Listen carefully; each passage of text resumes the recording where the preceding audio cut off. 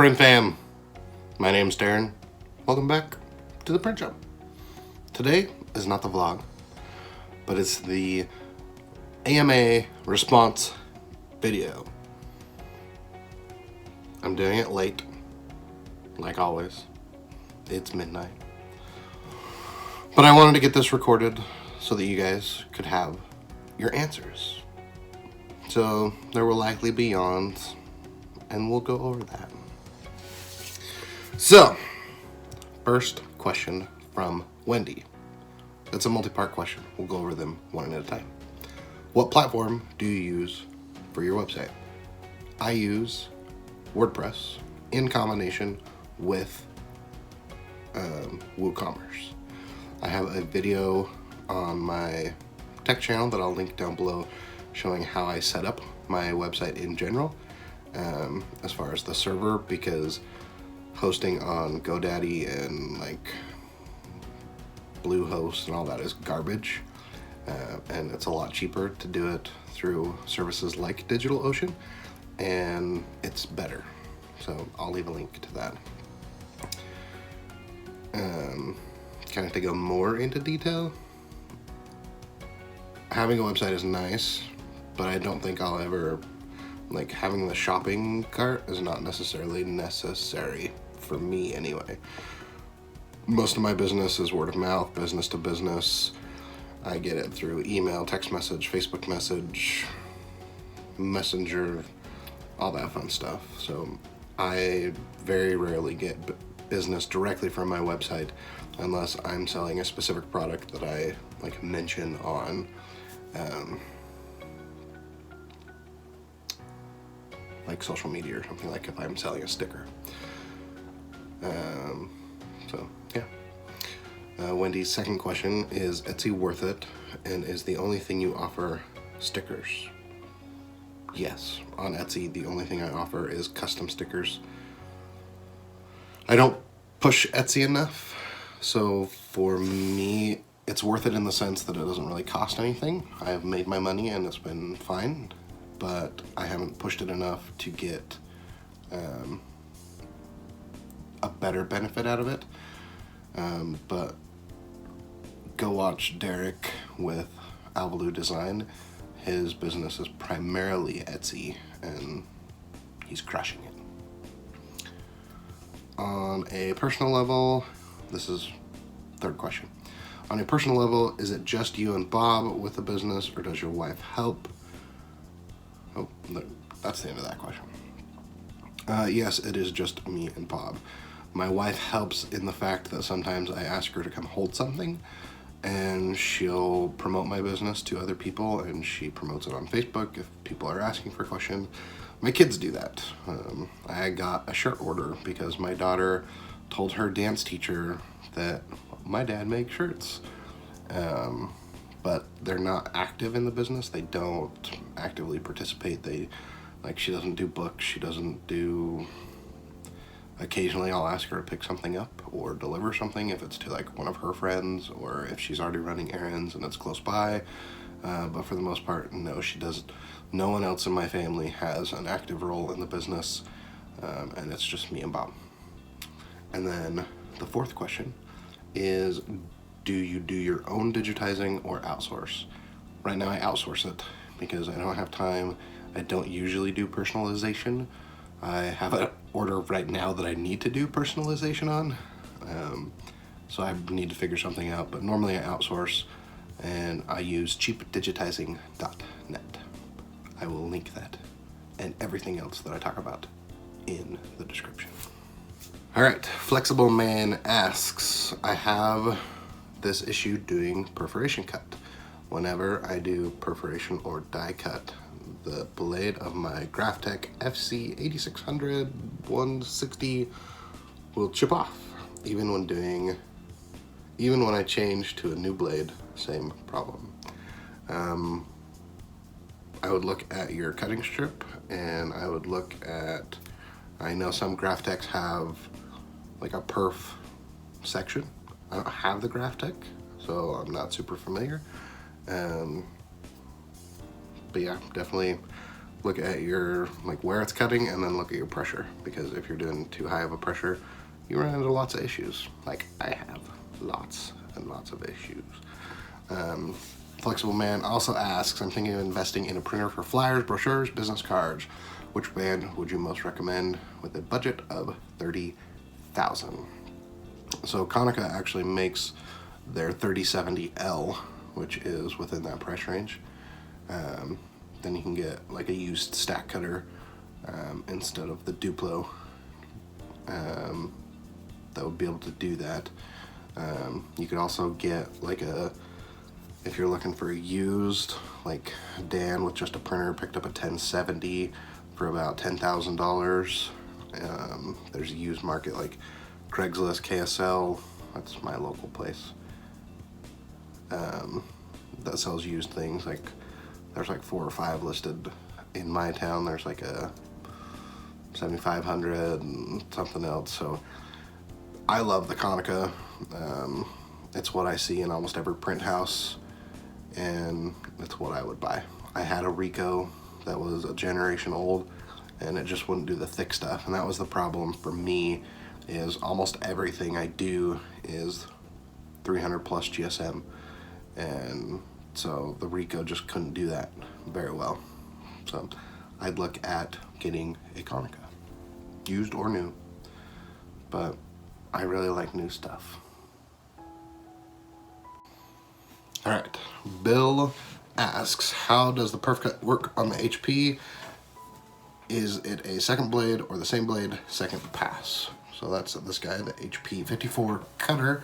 It is the same blade, a second pass. With Flexi, you can program multiple contour cuts, but a single Perf Cut, which makes sense because that's kind of the last thing. And you can order them, and you can have them do whatever, but it is the same blade. It does have a cutting strip that you might be able to see, that brown strip. And it's made out of almost like a leather, like it's a really like soft feeling, almost like microfiber, like a leathery feeling. And I've never had to change the cutting blade, or I've changed the cutting blade a lot. I've never had to change the cutting strip. So it's not like the Graphtec where they have a different strip or potential depending on which Graphtec you have, like I mentioned earlier. But yeah, it's the same blade, different strip. So when I'm doing a lot of perf cutting, I wear out my blades a lot faster, which is why I tried to find a new source. And so far it's been great. Melanie asks, after having the iColor printer for a few months, what is your honest review? Would you still recommend it? So I did kind of a recap video on the iColor printer a little bit ago, and yes, I would still recommend it. It's a great tool. It's probably not the tool I would have bought at the time. I'm glad I have it. But financial wise, I didn't pick the best time to buy it for me, and I paid cash for it. And so yeah, I love the machine. It's great. I use it all the time. I have some hats here that I'm doing a shirt for Bob probably tomorrow. It's a great tool to have to do full colors. I like it way more than the HP for doing full color transfers. And yes, still highly recommend. All right, Jose asks, what brand is all your equipment? I will cover it really quick because I just did a shop tour video, which I'll link below. But the primary equipment is I've got the HP Print and Cut Solution. This is the HP 315 latex printer. I've got the SWF embroidery machine. I have the Stahl's Hottronics Fusion. I made a website, timetomake-something.com/resources. Not resources, that's a good place to go to. timetomake-something.com/tools. We've got the cheap Chinese hat press. We've got the Uninet iColor 600, cheap little laser printer. It's an HP something. And then in the other room, the main equipment that we have is the Konica Minolta Acurio Press C3080. Then we have the Duplo DC616 Pro. Then we have the Bomb Ultrafold 714. And then we have the cotton candy machine. Then we have my table. Then we have my Hassler M3000 envelope inserter stuffer thingy. And then we have my Spartan Champion 150 SA stack cutter. Then we have my Chinese corner punch, and then I want to call it a padding press from Martin Yale.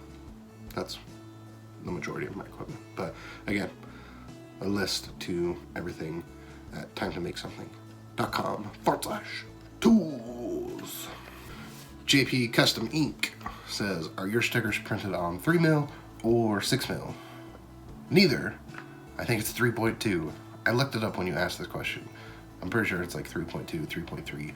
I primarily use, and what is currently loaded on the printer, is the HP Prime Gloss Air GP. That's what I use, that's what I like. It was recommended to me, it was cheaper than what I was buying. It's a great media, and I don't have any problems with it. So, I think it's like 3.5. Starkson asks, if this is a Saturday vlog you're filming, wouldn't it be on Patreon? This was not a vlog. My question asking was not a vlog. Love you, Starkson. JP also asks, which he has a YouTube channel, by the way, go check it out. Should I get an LLC and EIN number for my home business, or just one of the two? When you get an LLC, you get an EIN. It's part of the procedure to set up your business. Every state is different, every county is different. I will say, if you're just starting, just do it, get it going, but make sure you keep finances separate. I started with an LLC, it's great for me, but at this point, my accountant monitors everything. And at a certain point, we're gonna change my entity type, and it's all based off of taxes and what's most beneficial for me. Right now, LLC is best. That's what I've always been. It was a sole proprietor LLC, but it was not a sole proprietorship, which is different. I do also have a DBA, so my LLC is actually, I think, 11 years old, and my DBA is only 2, which actually helps me a ton for like leasing equipment, because when they ask how old your business is and you're like 10 years, 11 years, they're like, perfect, great, we don't have any questions. Versus if you're like, I'm a year old, I'm 2 years old, you run into problems. So that's one thing to consider if you want to do financing of anything in the future, or getting credit cards for your business, things like that. The older your business is, the better it looks on paper. So that's one thing to consider.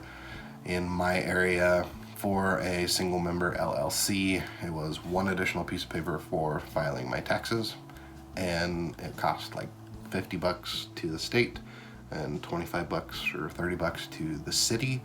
At this point, my city doesn't require it anymore, so I just have to pay my state every year. Tom Slav?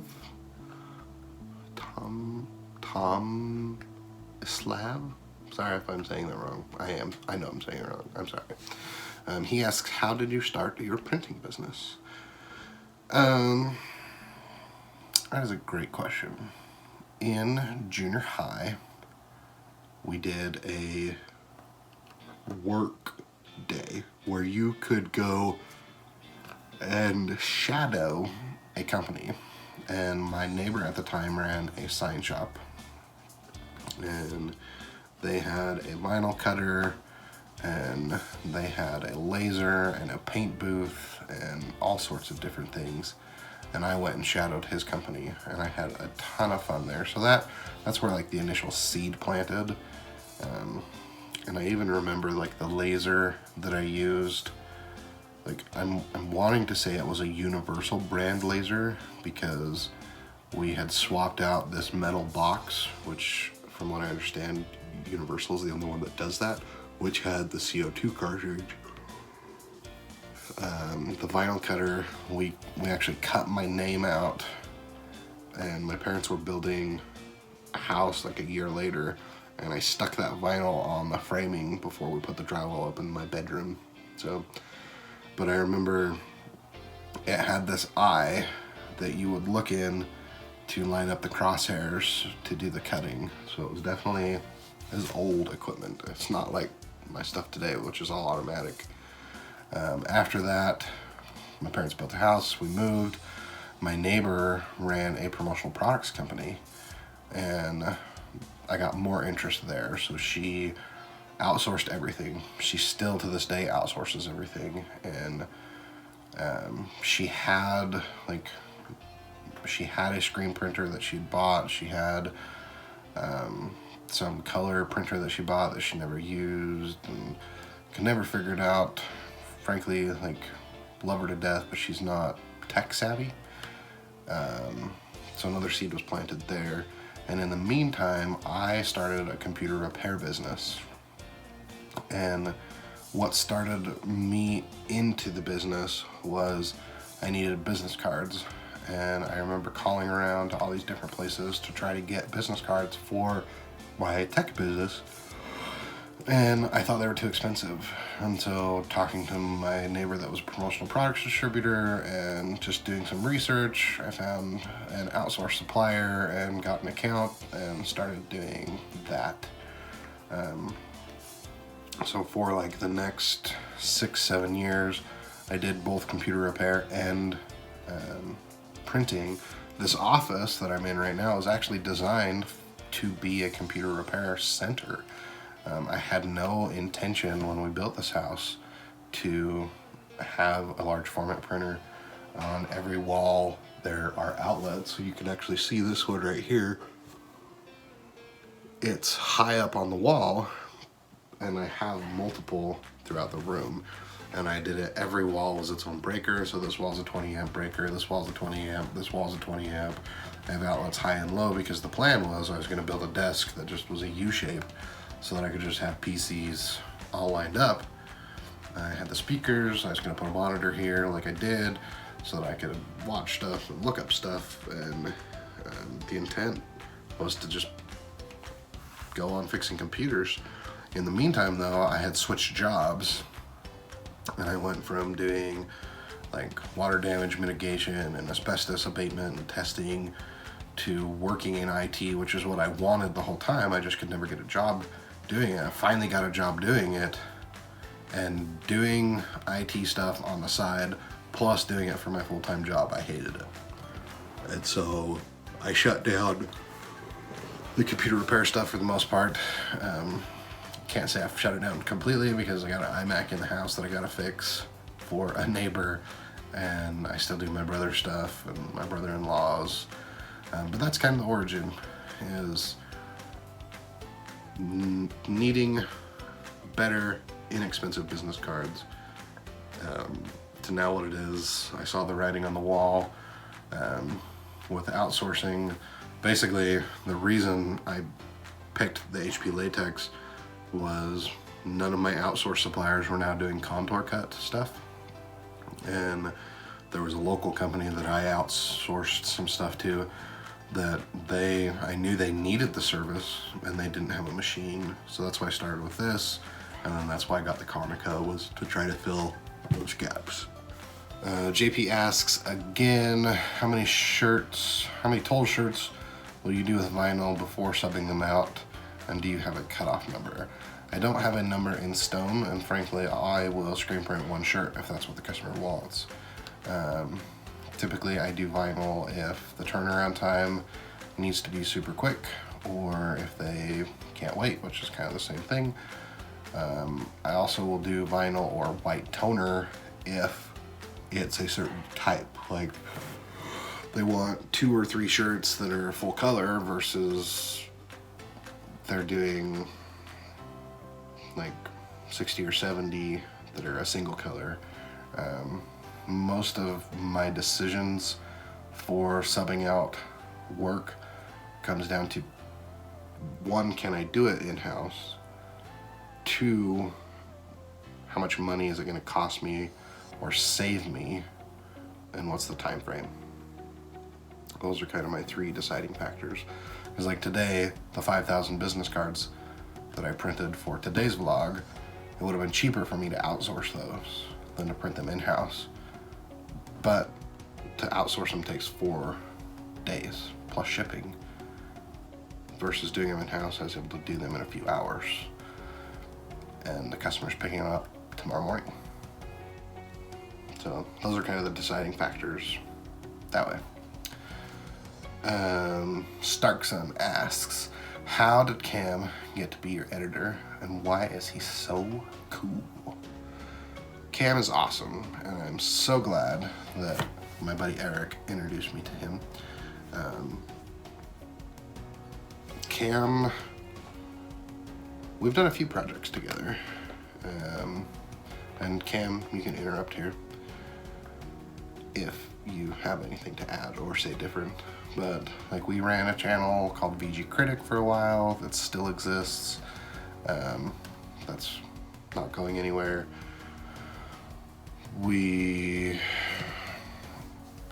There was a podcast for that. I had participated like once or twice, but it was mostly like his friends and Eric that did that. And basically when I started the vlog, I don't remember exactly what happened, but I edited probably like the first 20 or so by myself. And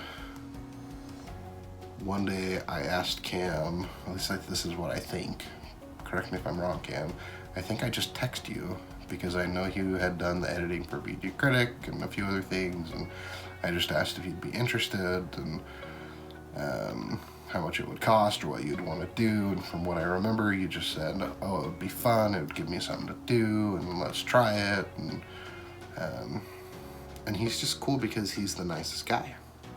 He genuinely cares and loves people, and it's making me emotional. Love you, Cam. He's such a caring guy, and he's so kind. You're gonna make me cry. You stop. All right, another question from JP Custom Inc. I watched you from the beginning and wanted to know your opinion on quitting my job to do this full time. Well, in your experience now, is this a decision you'd make again and print full time? I'm doing well with printing now, and sometimes I wonder if I put more hours in my printing, I will be okay. But I also have my insurance with my job and have a kid, so I think about things like that. But question is, would you make the same decision if it was made today? Absolutely. My happiness level just skyrocketed,